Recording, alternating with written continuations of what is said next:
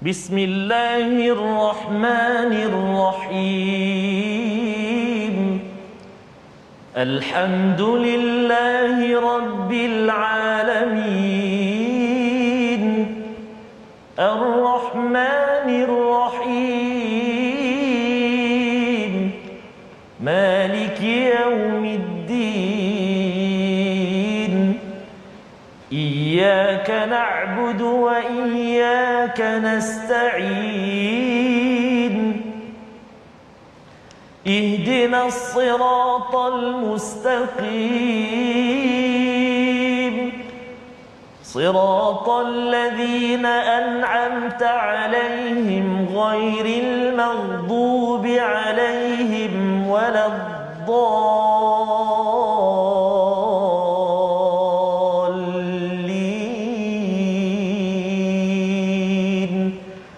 Amin. Surah Assalamualaikum warahmatullahi wabarakatuh. Alhamdulillah wassalatu wassalamu ala Rasulillah wa ala alihi wa man walah. Syada la ilaha illallah, syada Muhammadan abduhu wa rasuluh. Allahumma salli ala sayidina Muhammad wa ala alihi wa sahbihi ajma'in. Amma ba'du. Apa khabar tuan-tuan dan puan yang dirahmati Allah sekalian? Kita bersyukur pada Allah Subhanahu wa taala pada hari yang berbahagia ini, pada hari Sabtu, untuk sama-sama kita jadikan ruang untuk kita mengulang kaji dalam My Quran Time, baca faham amal. Dan pada hari ini saya bersama Al-Fadil Ustaz Tarmizi Abdul Rahman. Apa khabar Ustaz? Alhamdulillah, Ustaz Fazul sihat ya? Alhamdulillah Ustaz. Sabtu kita ini masih lagi bersama dengan Quran, insya-Allah. Masya-Allah ya. Dan bagi siapa-siapa yang tertinggal mungkin pada 6 halaman sebelum ini, kita harapkan pada hari ini ruang untuk kita melihat balik kefahaman yang ada ataupun mungkin kefahaman tambahan daripada 6 halaman yang telah kita lihat, surat 288 hingga 293. Jadi dijemput pada tuan-tuan untuk sama-sama kongsikan di Facebook, maklumkan pada kawan, dan hari ini tolong doakan ya. Semalam kita dah doakan, hari ini terus kita doakan rakan-rakan kita, bagi doa special sikit di ruang Facebook tersebut.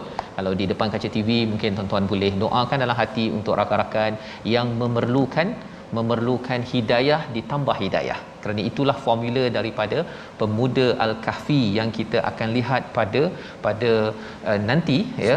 Kita dah masuk surah Al-Kahfi semalam ya, pada halaman yang pertama surah Al-Kahfi, dan kita akan lihat lagi salah satu formula akhir zaman ini adalah untuk kita saling mendoakan. Jadi di ruang komen itu di Facebook boleh bagi doa special sedikit, tag kawan-kawan yang ada. Moga-moga Allah kabulkan permintaan kita, insya-Allah. Hari ini kita Ustaz bukan kita berdua sahaja, kita Ustaz, bersama dengan panel undangan istimewa. Subhanallah Ustaz. Ya, sahabat lama kita, saya di atas talian Dr. Nur Azman bin Alias Al-Hafidh, pensyarah kanan Fakulti Pengajian Quran dan Sunnah Universiti Sains Islam Malaysia. Apa khabar Doktor? Alhamdulillah. Apa khabar Ustaz Fazul, Ustaz Tarmizi? Baik, alhamdulillah. Menawirin, subhanallah. Masya-Allah. Masya-Allah, masya-Allah, masya-Allah. Petuah kita hari ini Ustaz Betul, ya. Ya, Dr. Nur Azman ini banyak pengalaman ya. Seorang Al-Hafiz yang akan berkongsi pada hari ini. Sebenarnya boleh baca, boleh tadabbur. Betul Ustaz. Ya, tapi hari ini kita fokus tadabbur Ustaz ya. Kalau nak baca kat ujung nanti, kalau sudi, katakan sudi. Gitu kan. Tak ada pantun lah hari ini Ustaz. Tak ada pantun. Jadi kita akan tiba-tiba rasa serak tekak pula ni. Ya, masya-Allah.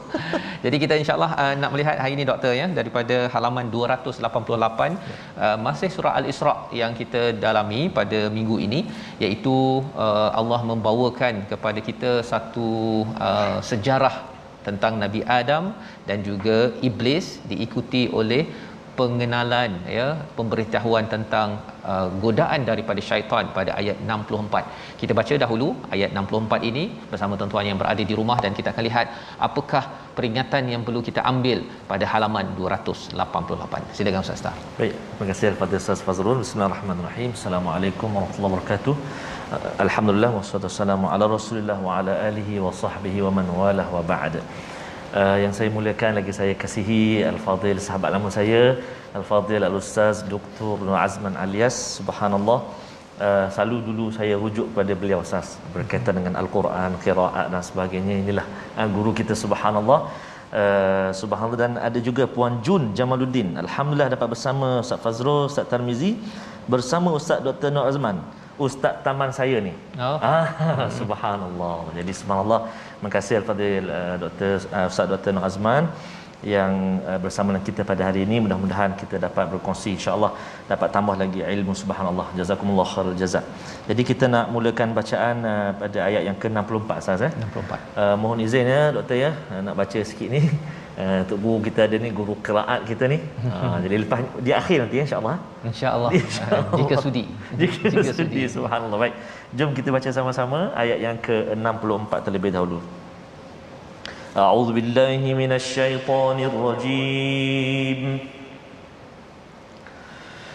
واستفزز من استطعت منهم بصوتك وأجلب عليهم بخيلك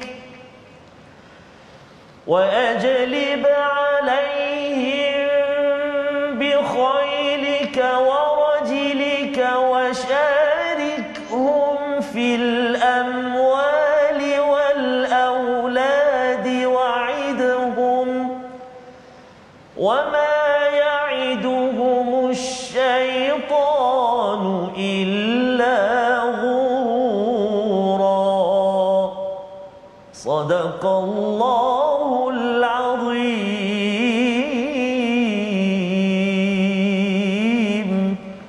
Surah Al-Azim ayat 64, dan tipu dayakanlah sesiapa saja di antara mereka yang engkau iblis sanggup dengan pujuk rayumu yang berbisa. Kerahkanlah pasukanmu terhadap mereka yang berkuda dan yang berjalan kaki, dan bersekutulah dengan mereka pada harta dan anak-anak mereka, lalu berjanjilah kepada mereka, padahal syaitan itu hanya menjanjikan tipu daya semata-mata. Ini adalah ayat yang menarik Ustaz ya. Wastafziz ini, perkataan faz ini hanya ada dalam surah Al-Isra. Jadi nak minta pencerahan daripada Fadil Ustaz Dr. Nur Azman bin Alias untuk menjelaskan doktor ya tentang istilah bisautik ya, dengan suaramu, dengan kudamu, dengan rojilik, dengan pasukan pejalan kaki. Apakah benda sebenarnya ini? Silakan doktor. Bismillahirrahmanirrahim. Assalamualaikum warahmatullahi wabarakatuh. Alhamdulillah wa kafa salatan wa salaman ala rasulihil mustafa wa sahbihi wa man ihtada wa ba'd. Terima kasih kepada Ustaz Fazrul selaku moderator, dan juga sahabat lama saya Ustaz Tarmizi, masya-Allah, min mazamiri Daud. Allahu akbar. Dan juga kepada pihak Nganjur kerana sudi menjemput saya pada tengah hari ini bersama dengan para penonton yang dirahmati oleh Allah Subhanahu Wa Taala. Baik, kembali kepada soalan yang diajukan tadi, bagaimana Allah Subhanahu Wa Taala mendatangkan fi'il yang digunakan pakai, iaitu fi'il amar.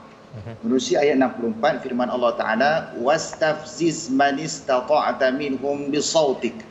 Kalau kita lihat dari sudut bahasa, kalau kita belajar dari sudut bahasa Arab, fi'il amar ni maksudnya wajib. Artinya adakah titah perintah Allah tentang tipu daya syaitan ini bererti wajib?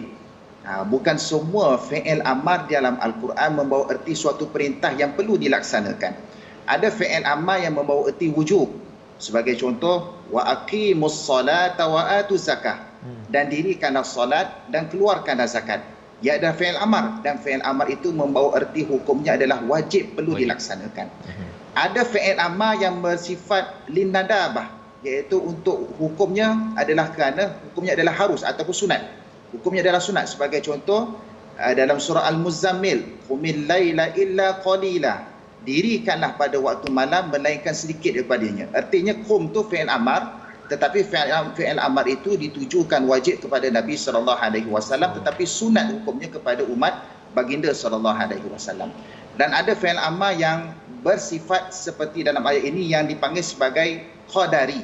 Berkata Al-Imam Ibn Kathir rahimahullah, fi'il amar ini Allah nak menggambarkan bahawa titah perintah Allah itu merupakan suatu takdir. Allah ketika mana Allah Subhanahu Wa Taala menciptakan Adam alaihi salam, Allah menciptakan anak zuriat keturunan Nabi Adam alaihi salam, Allah uji mereka dengan takdirnya adalah akan ada godaan-godaan, bisikan-bisikan daripada syaitan dan juga iblis. Maka Allah katakan wastafziz, tipu dayakanlah di kalangan mereka yang mana kamu mampu wahai iblis, bisautik. Baik, apakah yang dimaksudkan dengan bisautik? Bisautik ini kalau kita tengok dari sudut terjemahan bahasa, artinya adalah suara ataupun bisikan-bisikan syaitan. Namun begitu, Al-Imam Ibn Kathir rahimahullah menukilkan pandangan daripada Ibnu Abbas radhiyallahu anhu bahawasanya suara ini sebahagian pandangan mengatakan suara ini adalah suara yang bersifat nyanyian.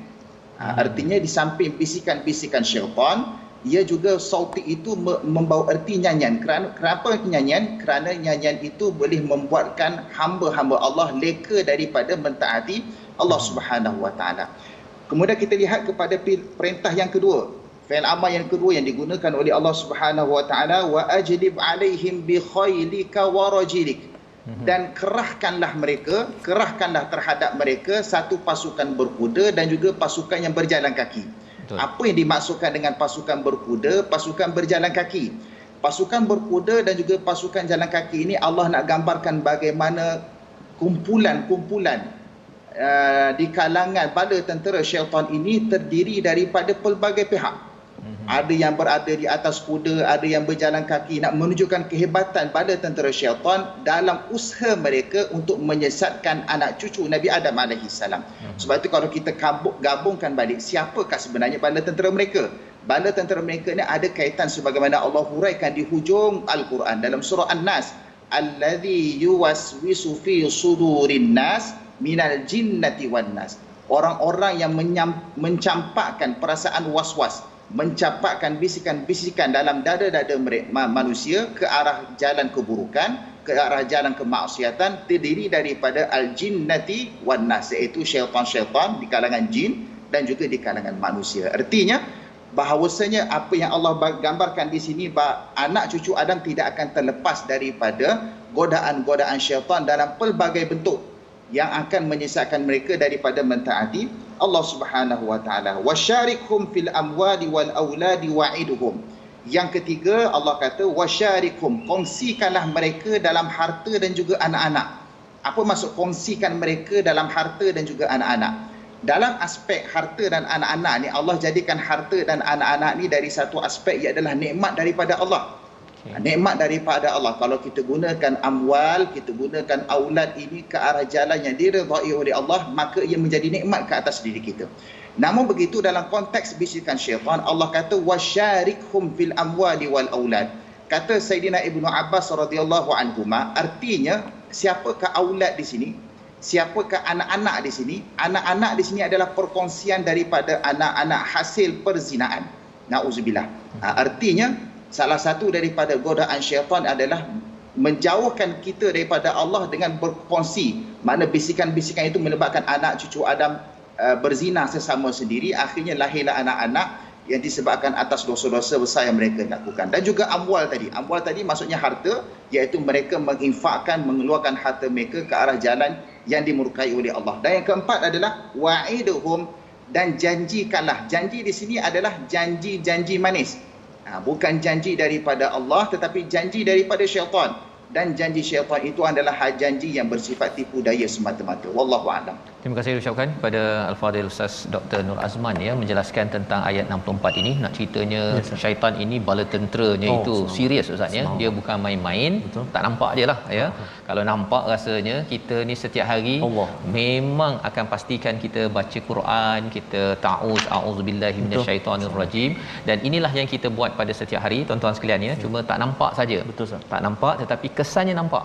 Kesannya kalau kita tak baca a'udzubillahi minasyaitonirrajim, tak baca Quran, hari itu mungkin jadi orang yang mudah untuk marah, ya, mudah untuk rasa nak buat perkara-perkara yang tidak bagus.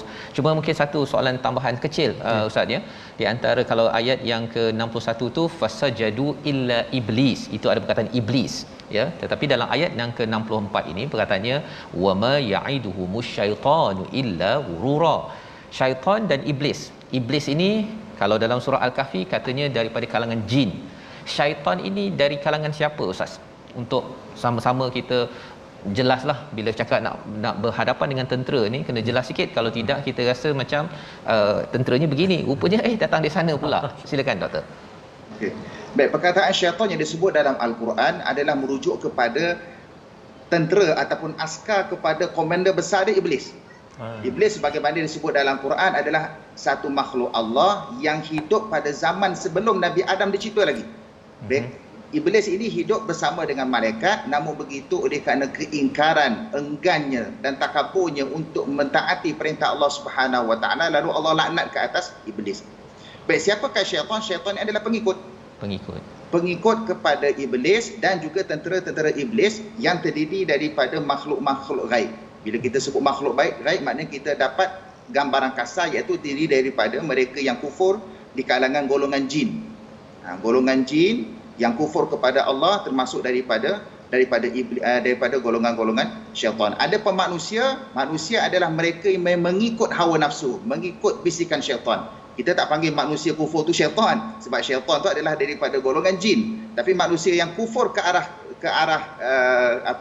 golongan syaitan tersebut, maka kita panggil sebagai pengikut kepada hawa nafsu dan pengikut kepada syaitan. Wallahu a'lam. Baik, terima kasih diucapkan kepada Ustaz ya, jelas Ustaz ya, agar kita jangan ikut kepada syaitan, nanti kita pun sekalilah mengikut kepada iblis yang memang kufur, dilaknat oleh Allah Subhanahu Wa Taala.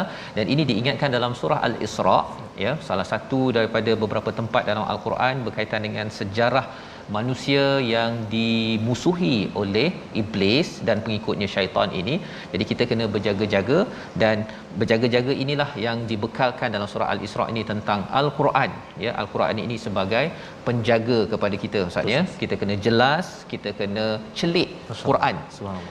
Cuma dalam ayat yang ke-72 pada halaman 289 itu ada istilah a'ma ya, wa man kana fi hadhihi a'ma. Kita baca sikit Ustaz ya, pendek saja ayatnya, cuma kita nak jelas daripada Ustaz mengapa dalam ayat ini menggunakan perkataan a'ma, padahal kalau dalam surah Baqarah tu ada cakap summun umyun bukmun ya, tapi di sini diletakkan a'ma. Maksud apa di sebalik perkataan tersebut? Kita baca dahulu ayat 72. Terima kasih Fadil Ustaz Fazrul, Fadil Ustaz Dr. Nur Azman, subhanallah, dan juga para penonton sahabat-sahabat Al-Quran yang dikasihi oleh Allah Subhanahu Wa Taala sekalian. Kita nak baca sekarang ni ayat yang ke-72 di halaman yang ke-289.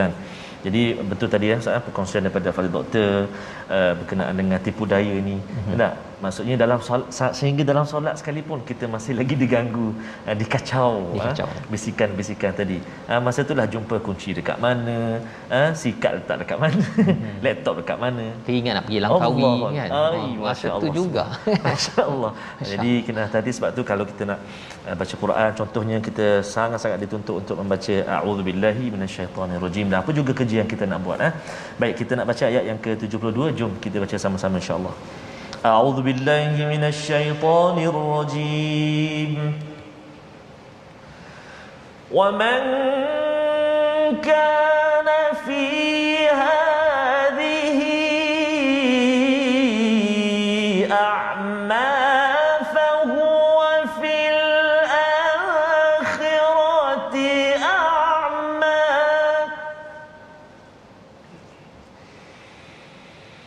Wa man kana fi hadhihi a'ma fahuwa fil akhirati a'ma wa adallu sabila. Sadaqallahul azim. Dan sesiapa yang buta hatinya ketika di dunia ini, maka di akhirat kelak dia akan buta dan tersesat jauh daripada jalan yang benar. Inilah ayat pendek tetapi nak pencerahan daripada Dr. Azman untuk apa maksud buta di sini ya. Ada orang yang juga buta di akhirat, dan adakah bila sampai di akhirat ni, bila buta tu sebelum masuk ke syurga ke neraka ke, dan apakah perkara yang perlu kita ambil pelajaran sebenarnya dalam ayat ini? Silakan Doktor. Bismillahirrahmanirrahim. Pada firman Allah Subhanahu Wa Taala ayat yang ke-72, kalimah a'ma. Kalimah a'ma diulang sebanyak 2 kali dalam ayat ini. Satu, a'ma, wa man kana fi hadhi a'ma fahuwa fil akhirati a'ma. Kalimah a'ma ni merujuk kepada erti dalam bahasa Melayu adalah buta. Baik, apakah dimaksudkan dengan buta di sini? Buta di sini sebagaimana diterjemahkan oleh Al-Fadhil Ustaz Fazrul tadi, iaitu buta yang membawa erti buta hati. Buta hati artinya buta yang kita tak nampak kebenaran. Maka Allah datangkan a'ma yang kedua merupakan penegasan, bukan pengulangan. Dia adalah penegasan. Artinya kalau di dunia mata hati kita tidak celik. Masa kita hidup di dunia kita tak nampak kebenaran. Masa kita hidup di dunia kita menolak kebenaran yang dibawa oleh Nabi sallallahu alaihi wasallam. Titah perintah Allah kita tidak laksanakan, larangan Allah kita tidak jauhkan, bahkan kita enggan menerima sebarang peringatan yang dibawa oleh Nabi SAW menerusi Al-Quran dan juga sunnah Nabi SAW. Maka sifat menolak itu adalah satu gambaran Allah sebagai buta. Buta ini Allah nyatakan dalam suratul Hajj juzuk yang ke-17, fa innaha la ta'mal absar walakin ta'mal qulubul lati fis sudur. Maka sesungguhnya ianya tidaklah buta dari sudut pandangan. Mata celik nampak.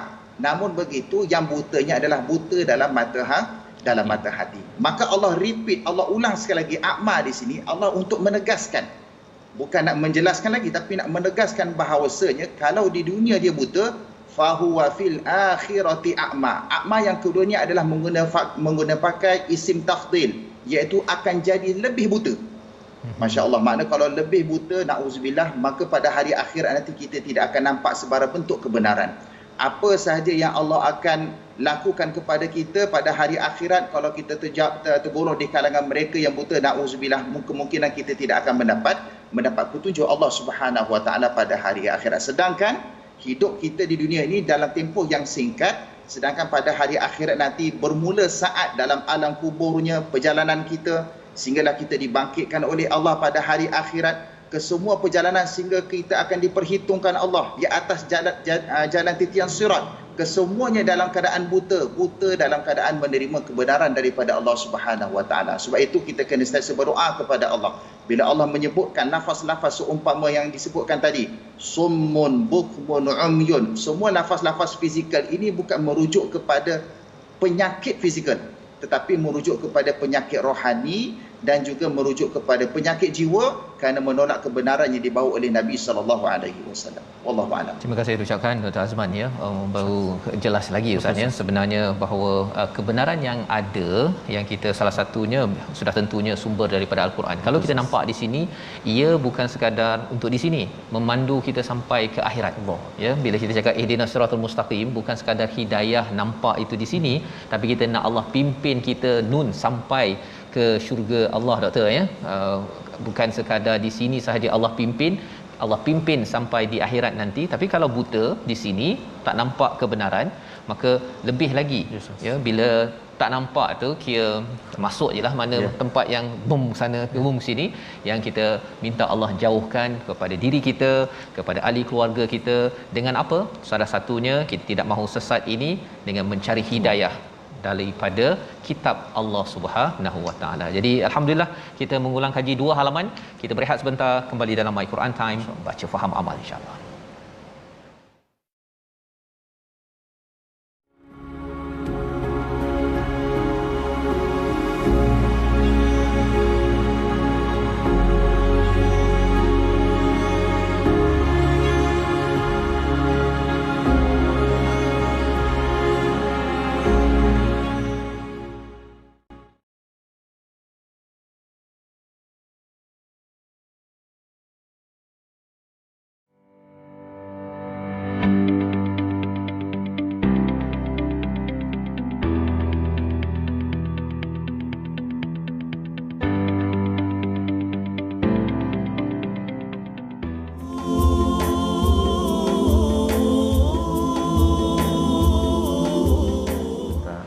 Yang mana tadi kita Al-Fadhil Ustaz Dr. Nur Azman kongsikan pada kita 2 kali disebut dalam ayat yang ke-72 tadi, a'ma fa huwa fil akhirati a'ma.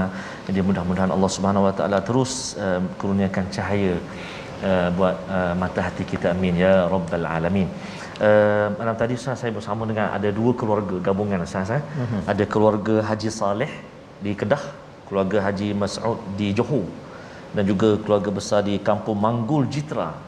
Dia bergabung baca Al-Quran sama-sama Ustaz. Allahu Akbar. Dan disampaikan semua doakan mudah-mudahan semua dapat terus bersama dengan Al-Quran dan My Quran Time ya, mudah-mudahan dapat terus belajar. Subhanallah. Jadi itulah sahabat-sahabat kita di Facebook pun ramai saat ini Ustaz. Senantiasa mohon kita sama-sama bermohon agar Allah SWT permudahkan.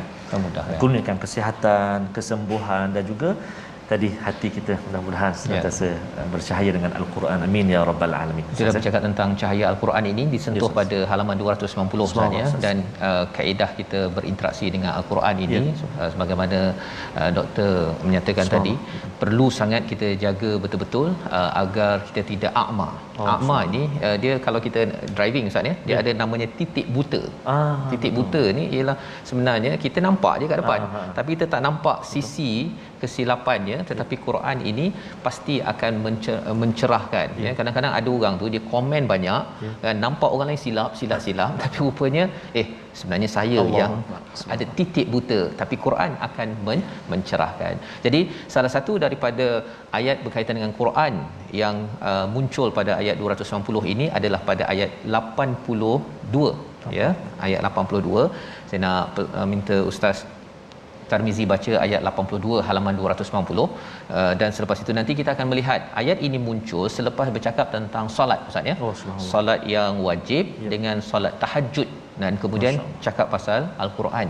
Kita baca ayat 82 dan nanti kita lihat apakah kaitan solat dan Quran ini untuk persediaan kita menjaga hati kita agar tidak buta Ustaz ya, insya-Allah. Silakan. Terima kasih Al-Fadhil Ustaz Fazrul, Al-Fadhil Ustaz Dr. Azman Nur Azman, seterusnya tuan-tuan dan puan Al-Quran yang kasih Allah Subhanahu Wa Taala sekalian. Dalam ayat yang ke-82 Ustaz kita nak baca ni ada perkataan syifa Ustaz dan syifa juga terdapat dalam surah-surah yang lain. Syifa ini kata saya ada 4 tempat, dan antaranya dalam ada 3 disebut syifa ini adalah berkaitan dengan merawat hati kita, penawar bagi hati kita, jiwa kita, dan satu tempat ayat lagi tu tentang kesihatan, berkait dengan perubatan lah, madu ke habatus salat dan sebagainya. Tapi 3 disebut tu merawat hati kita, subhanallah. Jadi kita nak lihat, kita nak baca sama-sama ayat yang ke-82. Jom. A'udzu billahi minasyaitonir rajim. Wa nunazzilu minal Qur'ani ma huwa shifaa'un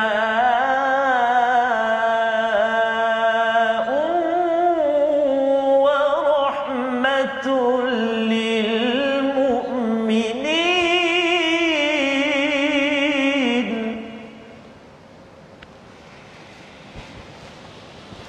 Wa nunazzilu minal Qur'ani ma huwa shifaa'un wa rahmatun lil mu'minin wa la yazidu adh-dhalimin.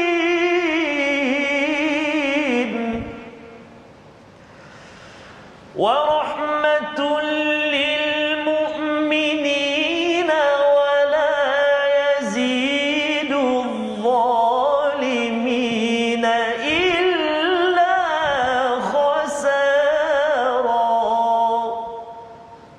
Sadaqallahul Azim.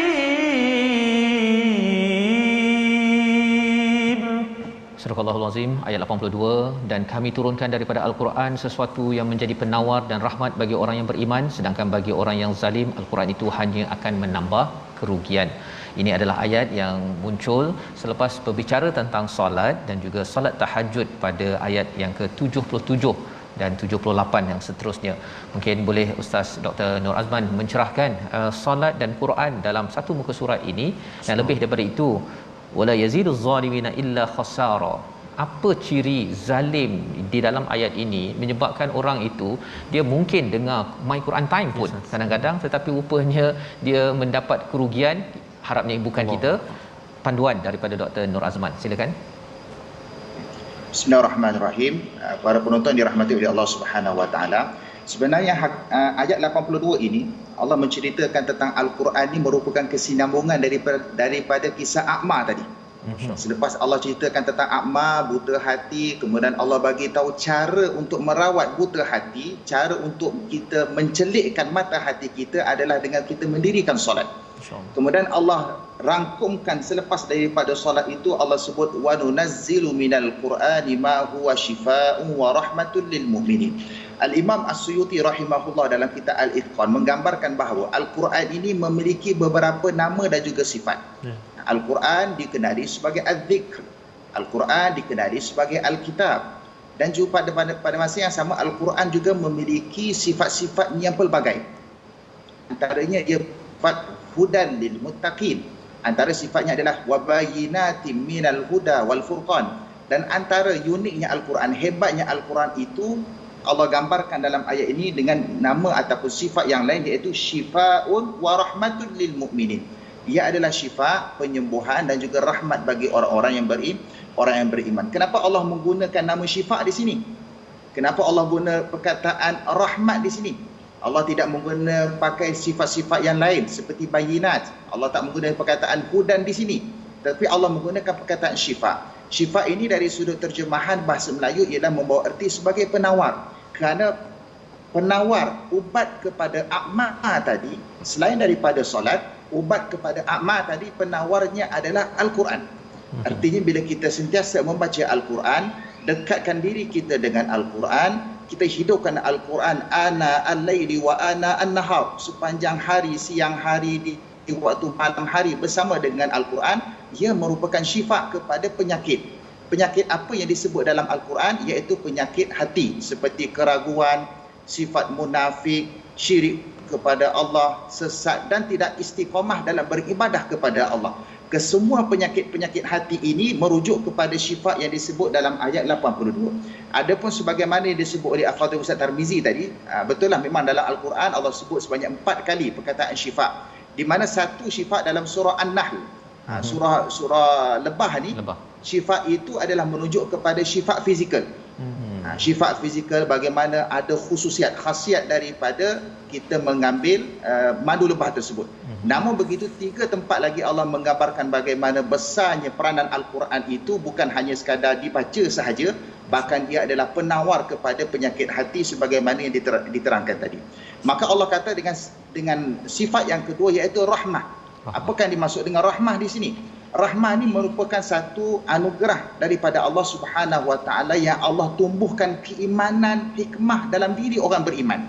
Bila kita beramal soleh, bila kita baca Al-Quran, Allah tambahkan lagi dalam diri kita, kita rasa seronok untuk beribadah. Kita rasa seronok untuk melakukan amal kebaikan. Maka bila orang baca Al-Quran, maka dia akan mendapat syifa, dia akan mendapat rahmat dan semakin dekat kepada Allah.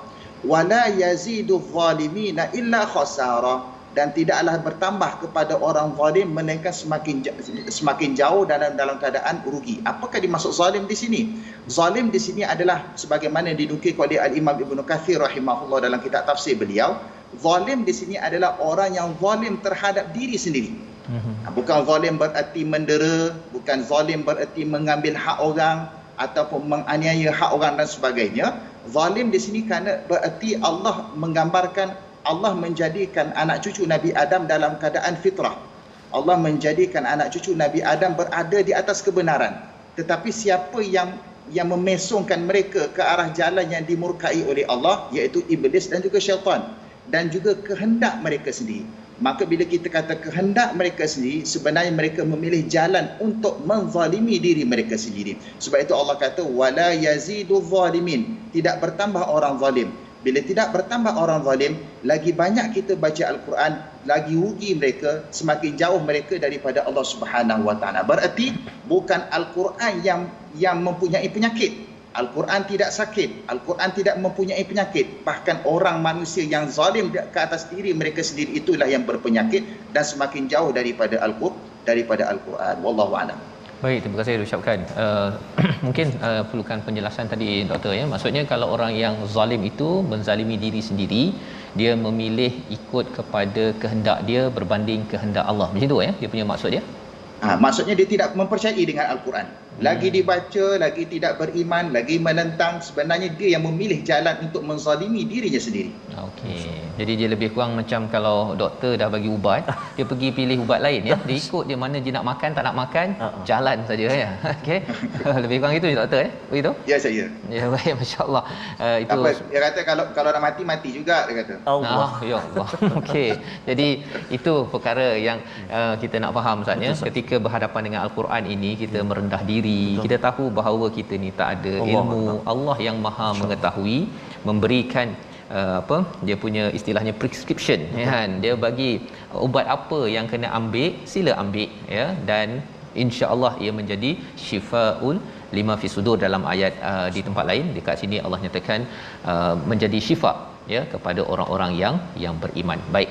Jadi kita bergerak kepada halaman 291 292. Di sini kita melihat kepada penerangan lanjut tentang Al-Quran. Pada ayat 88 itu dinyatakan jika dikumpulkan jin manusia nak didatangkan Al-Quran tidak mampu, ya, tidak mampu, dan Allah pelbagaikan Al-Quran ini pada ayat 89. Walaqad sarrafna linnas. Ustaz, kita baca ayat 89 untuk kita lebih mengenali, ya, Quran ini sendiri apa. Yang kita baca sekarang ini, Quran menerangkan Quran, ya. Quran memperkenalkan Quran agar kita tak jadi ayat 89 itu, kalau tadi khasara, di sini kufura. Ayat 89 bersama Ustaz Tarmizi. Terima kasih kepada Ustaz Fazrul, yang bahagia Fadil Ustaz Dr. Nur Azman, khususnya tuan-tuan dan puan-puan ibu ayah, para penonton yang dikasihi dan rahmati Allah Subhanahu wa taala sekalian. Kita ingin melihat ayat yang seterusnya dalam sesi ulang kaji kita ini. Kita baca sama-sama, jom ayat yang ke-89 insya-Allah. A'udzu billahi minasyaitonir rajim. وَلَقَدْ صَرَّفْنَا لِلنَّاسِ فِي هَذَا الْقُرْآنِ مِنْ كُلِّ مَثَلٍ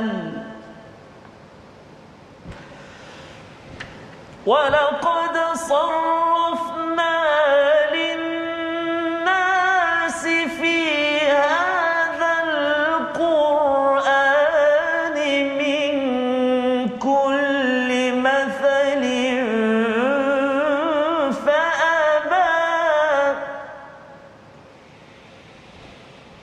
فَأَبَى أَكْثَرُ النَّاسِ إِلَّا كُفُورًا. صدق الله العظيم. Dan sesungguhnya kami telah menjelaskan berulang-ulang kali kepada manusia dalam Al-Quran ini dengan pelbagai perumpamaan, tetapi kebanyakan manusia tidak menyukainya, bahkan mengingkarinya. Ini adalah terjemahan daripada Quran Ar-Riyad, ya, pada ayat 89. Memerlukan pencerahan daripada doktor tentang Allah pelbagaikan. Sarrafna ni maksudnya apa, ya, dan lebih daripada itu istilah aba itu. Aba ni kita pernah jumpa sebenarnya, ya, iblis pernah aba, ya.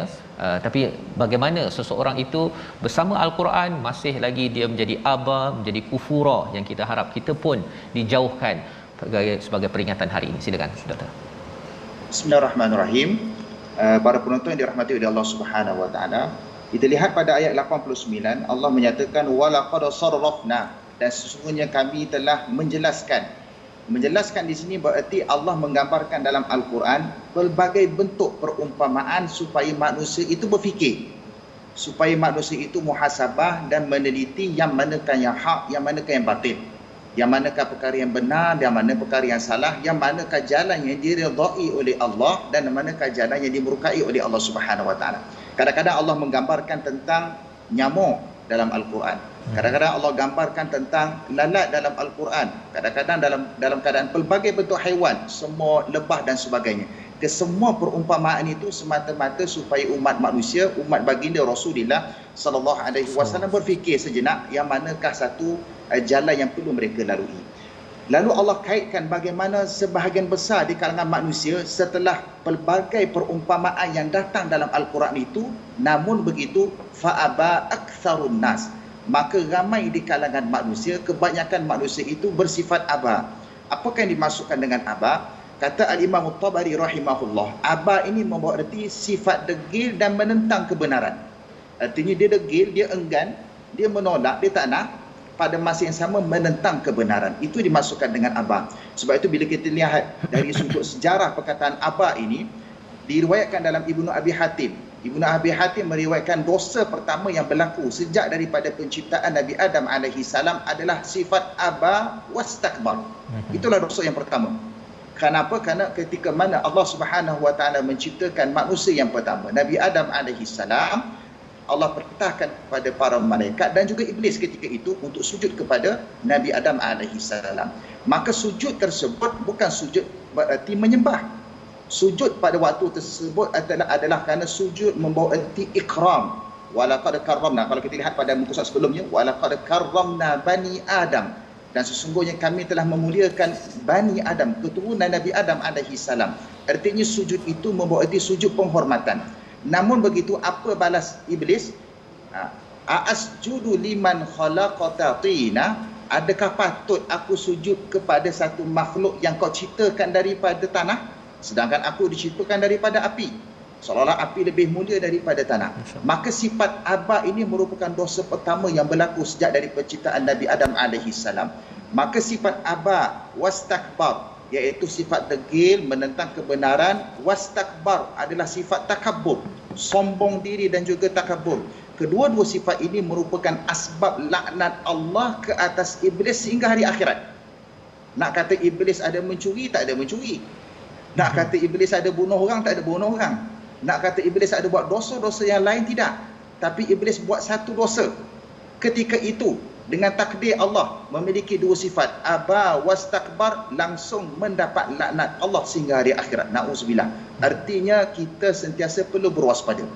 Ambil pengajaran sebagaimana yang disebut dalam Al-Quran dengan pelbagai bentuk perumpamaan. Penciptaan Allah Subhanahu wa taala itu merupakan petanda ataupun peringatan daripada Allah supaya kita ingat bahawasanya setinggi mana pun dosa yang kita lakukan dengan Allah, sebanyak mana dosa yang kita lakukan dengan Allah, kita bertaubat kepada Allah, mudah-mudahan Allah mengampunkan dosa kita. Namun begitu, berwaspada daripada dua sifat ini, kerana sifat ini adalah sifat yang dilaknat oleh Allah ke atas iblis, laknatullah sehinggalah hari akhirat. Wallahu a'lam. InsyaAllah itu adalah perkara yang penting, Ustaz, ya. Kita menjauhkan, kita doa Allah jauhkan kita. Betul lah, iblis tu dia tak sempat mencuri lagi kan. Dia aba wastakbar, kerana dosa tersebut dia memandang ringan kepada orang lain, ya. Dia kata orang baca Quran, kalau zaman sekarang lah, Ustaz, ya, baca Quran adalah baca Quran je pun, kan, ataupun itu bercakap tu macam kakak tua, kan. Ada orang-orang yang cakap begitu, dia memandang rendah pada orang lain. Ini kita doakan jangan sampai kita mengeluarkan pernyataan-pernyataan kita yang dinyatakan oleh Dr. Nur Azman sebentar tadi, aba wastakbar, ya, rasa enggan, ya, nak tunjuk diri lebih hebat, tetapi sebenarnya kita adalah hamba di sisi Allah Subhanahu Wa Taala. Kita berdoa pada Allah Subhanahu Wa Taala, Allah jadikan hati kita ini sentiasa khuduk, sentiasa merendah diri. Makin baca Quran makin kurang sombong, Ustaz, ya. Makin baca Quran makin lagi kita merendah diri. Mohon sama-sama kita berdoa. Kali ini kita jemput Dr. Nur Azman, ya Ustaz, jemput untuk memimpin doa bersama dengan penonton di kaca TV yang berada di depan Facebook semualah, untuk kita sama-sama doa agar dijauhkan daripada aba wastakbar sebentar tadi. Silakan Doktor. Bismillahirrahmanirrahim. Alhamdulillahirabbil alamin, wassalatu wassalamu ala sayyidil anbiya'i wal mursalin wa ala alihi wa sahbihi ajma'in. Allahumma inna nas'aluka ridhaka wal jannah wa na'udzubika min sakhatika wan nar. Allahumma ahsin aqibatana fil umuri kulliha wa ajirna min khizyid dunya wa adzabil akhirah. Allahumma inna na'udzubika minal hammi wal hazan wa na'udzubika minal ajzi wal kasal wa na'udzubika minal jubni wal bukhl wa na'udzubika min ghalabatid daini wa qahri rijal. Allahumma arhamna bil Qur'an waj'alhu lana imaman wa nuran wa hudan wa rahmah. Allahumma dhakkirna minal Qur'ani ma nussina wa 'allimna minhu ma jahilna. وارزقنا تلاوته آناء الليل وأطراف النهار على الوجه الذي يرضيك عنا واجعله لنا حجة يا رب العالمين. اللهم اجعل جمعنا هذا جمعا مرحوما وتفرقنا من بعده تفرقا معصوما ولا تجعل اللهم فينا ولا من يتبعنا شقيا ولا مطرودا ولا محروما. اللهم إنا نعوذ بك من البرص والجنون والجذام ومن سيء الأسقام. ربنا آتنا في الدنيا حسنة wa fil akhirati hasanah wa qina adzaban nar. Wa sallallahu ala nabiyyina Muhammadin wa ala alihi wa sahbihi wa baraka wa sallam. Walhamdulillahirabbil alamin. Amin. Taqabbalallah. Amin ya rabbal alamin. Moga-moga Allah mengabulkan doa kita menjadi orang-orang yang sentiasa bersama dengan Al-Quran. Terima kasih diucapkan pada Dr. Nur Azman bin Alias Al-Hafiz, pensyarah kanan Fakulti Pengajian Quran dan Sunnah Universiti Sains Islam Malaysia. Kita harap dapat bertemu lagi dengan doktor insya-Allah. Terima kasih doktor. Kita bertemu lagi insya-Allah pada hari esok untuk kita meneruskan My Quran Time pada surah Al-Kahfi, panduan akhir zaman, dan ulangan pada malam ini. Tuan-tuan jangan lupa dijemput tuan-tuan untuk terus menyumbang dalam tabung gerakan Al-Quran untuk kita memastikan bahawa masyarakat kita diisi dengan Al-Quran, makin merendah diri, makin merujuk kepada guru yang betul, bukan guru yang membawa seleweng entah ke mana. Insya-Allah. My Quran Time, baca, faham, amal insya-Allah.